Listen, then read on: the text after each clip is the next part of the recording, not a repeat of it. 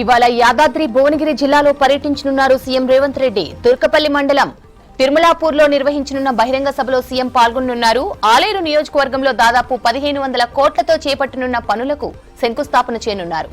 CM tour నేపథ్యంలో పోలీసులు భారీగా బందోబస్తు ఏర్పాటు చేస్తున్నారు. తెలంగాణ కేబినెట్ కీలక నిర్ణయం తీసుకుంది. ఉద్యోగులకు 2 డిఏలు ఇవ్వాలని నిర్ణయం తీసుకుంది. తక్షణమే 1 డిఏ ఇవ్వనుండగా మరో డిఏ 6 నెలల తర్వాత ఇవ్వాలని నిర్ణయించింది కేబినెట్. ఎంప్లాయీస్ ఆరోగ్య భద్రతకు సీఎస్ అధ్యక్షతన ట్రస్ట్ ఏర్పాటుకు నిర్ణయం తీసుకున్నారు.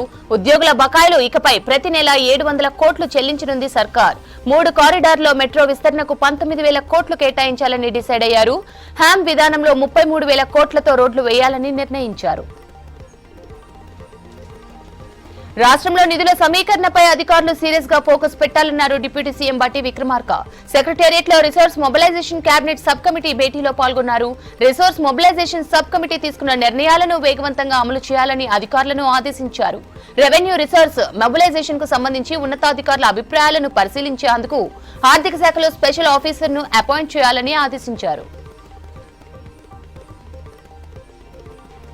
హుస్నాబాద్ నుంచి జనగామ వరకు రహదారిని 4 లైన్ల హైవేగా మార్చాలని కేంద్ర మంత్రి గడ్కరీకి లేఖ రాశారు మంత్రి పొన్నం ప్రభాకర్. జిల్లా రోడ్లను అప్గ్రేడ్ చేస్తూ నేషనల్ హైవేగా మార్పు చేయాలని కోరారు.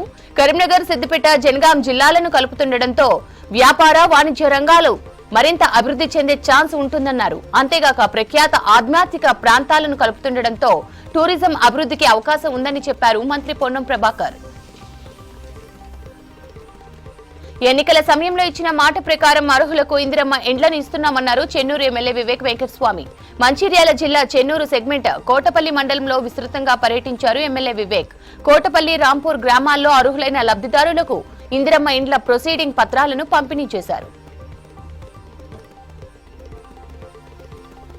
ఇవాళ జమ్మూ కశ్మీర్ లో పర్యటించనున్నారు ప్రధాని నరేంద్ర మోదీ. పలు అభివృద్ధి పనులకు శంకుస్థాపన, ప్రారంభోత్సవాలు చేయనున్నారు.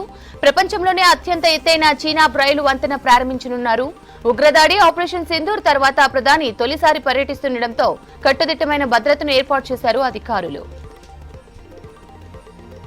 మధ్య ఆసియా దేశాలతో భారత పటిష్ట బంధాన్ని కోరుకుంటోందన్నారు కేంద్ర మంత్రి జయశంకర్. ఢిల్లీలో ఇండియా సెంట్రల్ ఏసియా 4వ సమ్మిట్ లో భాగంగా కజకిస్తాన్, తుర్మెనికిస్తాన్, తజికిస్తాన్ విదేశాంగ మంత్రులతో భేటీ అయ్యారు. రాజకీయ, వాణిజ్యం, ఎనర్జీ రంగాల్లో పరస్పర సహకారానికి సిద్ధమన్నారు. టెర్రరిజంపై భారత్ జీరో టాలరెన్స్ విధానం అవలంబిస్తోందన్నారు. ప్రధాని మోదీ పాలనలో దేశ ప్రజల కొనుగోలు శక్తి క్షీణించిందన్నారు ఎల్ఓపీ రాహుల్ గాంధీ. 2 వీలర్లు, కార్లు, మొబైల్ ఫోన్ల అమ్మకాలు భారీగా తగ్గాయన్నారు. ఖర్చులు, రుణాలు పెరిగిపోతున్నాయని చెప్పారు. ఇంటి అద్దె, ద్రవ్యోల్బణం, ఎడ్యుకేషన్ సహా అన్ని భారంగా మారాయన్నారు రాహుల్. ప్రధాని మోదీని ఉద్దేశిస్తూ నరేంద్ర సరెండర్ అంటూ ఎల్ఓపీ రాహుల్ చేసిన వ్యాఖ్యలు ఖండించారు కాంగ్రెస్ ఎంపీ శశి థరూర్. ఆపరేషన్ సింధూర్ విషయంలో ఎప్పుడూ థర్డ్ పార్టీ జోక్యం చేసుకోలేదన్నారు. ట్రంప్ ను మధ్యవర్తిత్వం చేయమని భారత్ ఎప్పుడూ కోరలేదన్నారు శశి థరూర్. బెంగళూరు తొక్కిస్లాట ఘటనపై కర్ణాటక ప్రభుత్వం సీరియస్ అయింది. ఘటనలో నిర్లక్ష్యంగా వ్యవహరించిన పోలీసు అధికారులపై చర్యలు తీసుకుంది. బెంగళూరు పోలీస్ కమిషనర్ ను సస్పెండ్ చేసింది. సిపితో పాటు అడిషనల్ సిపి, డీసీపీ, ఏసీపీలపై సస్పెన్షన్ వేటు వేసింది. తొక్కిస్లాటపై 1 మెన్ కమిషన్ ఏర్పాటు చేసింది. High court retired judge justice Michael D Cunha అధ్యక్షతన కమిషన్ ఏర్పాటు చేస్తున్నట్లు ప్రకటించింది. ఆర్సీబీ, కర్ణాటక క్రికెట్ అసోసియేషన్ అధికారులను అరెస్ట్ చేస్తామన్నారు సీఎం సిద్దరామయ్య. మావోయిస్టులకు మరో భారీ ఎదురు దెబ్బ తగిలింది. ఆ పార్టీ సీనియర్ నేత, కేంద్ర కమిటీ సభ్యులు సుధాకర్ ను బీజాపూర్ లో ఎన్కౌంటర్ చేసింది. పక్కా సమాచారంతో ఉదయం కూంబింగ్ నిర్వహించిన బలగాలు మావోయిస్టులపై ఎదురుకాల్పులు చేసింది.